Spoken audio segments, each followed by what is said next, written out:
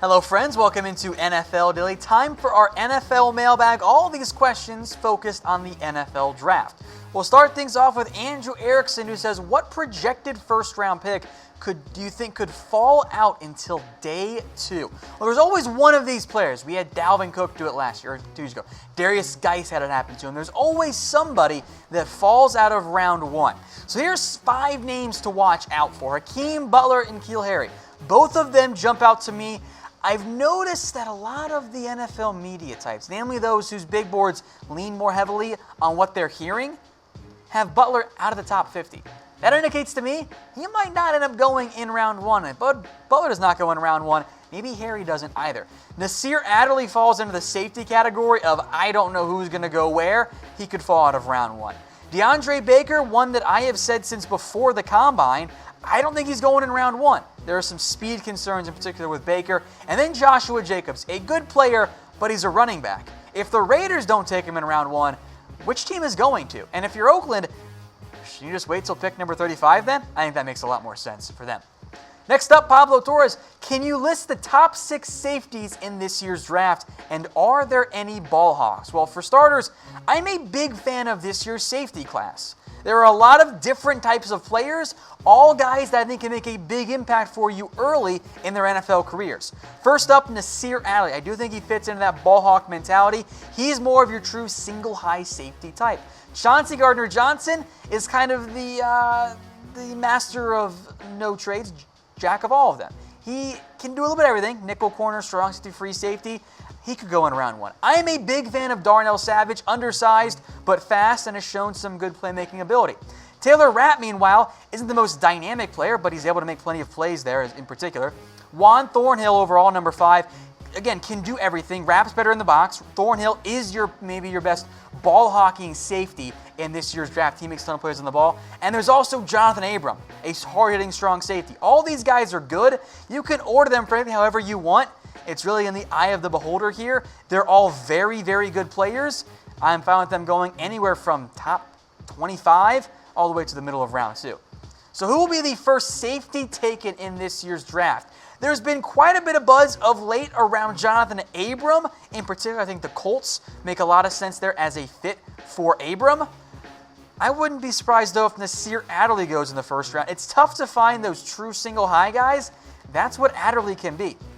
Next up from Anthony Romero, where do you see Bryce Love landing? Really good question. His grade for me in his continuation of that, where I think he goes, kind of up in the air.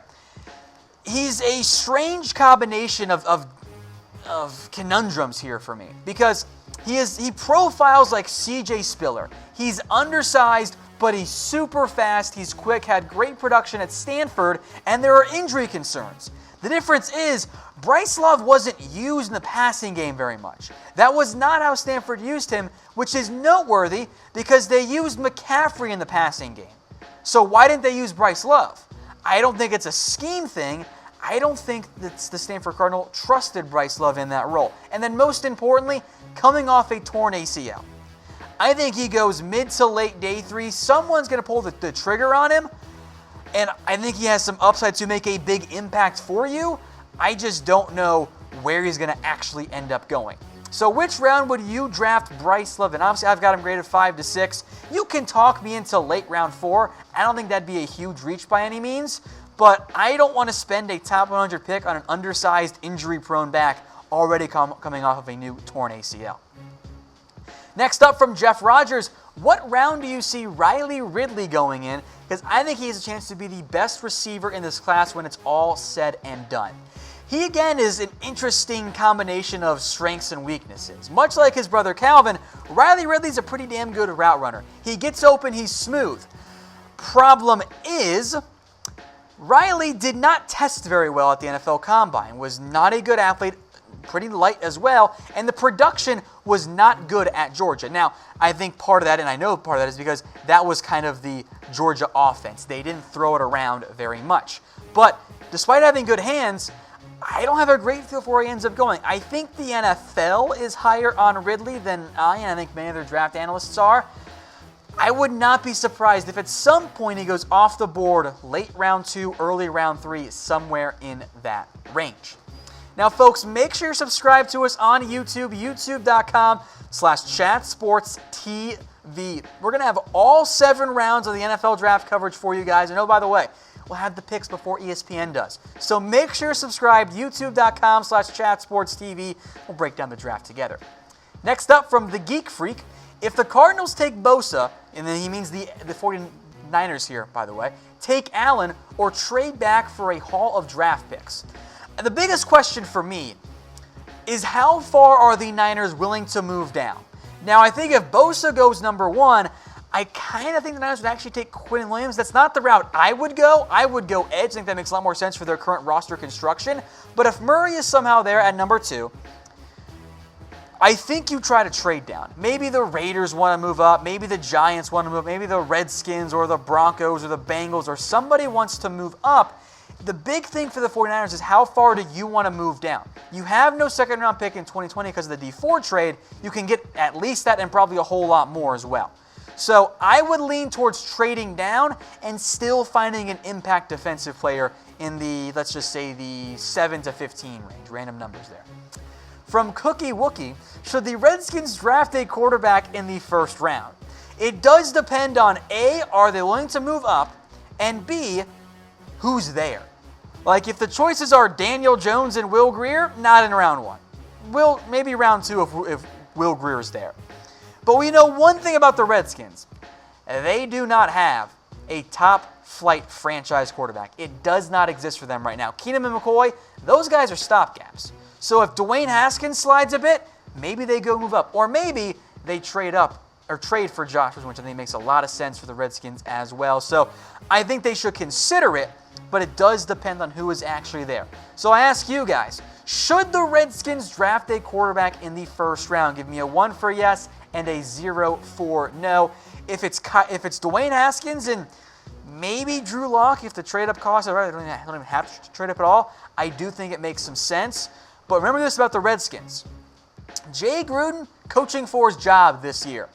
Is a rookie quarterback going to help him save his job? I don't know if the answer is actually yes there.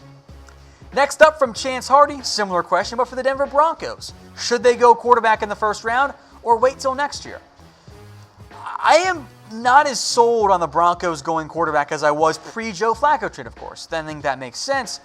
But I do think despite the addition of Joe Flacco, that's not going to rule out Denver going quarterback. I don't think they're going to trade up for one, but if Drew Lock is there at number 10 overall, which I think is a real possibility, I think it makes some sense. You can sit Lock for a year, give the reins to Flacco for a season. If he plays great, awesome, trade him and get your asset back. That's a win-win right there for Denver. If he struggles, which I kind of think is the outcome there, well, then you cut him, and then you move on, you hand the reins over to your second-year quarterback at this point.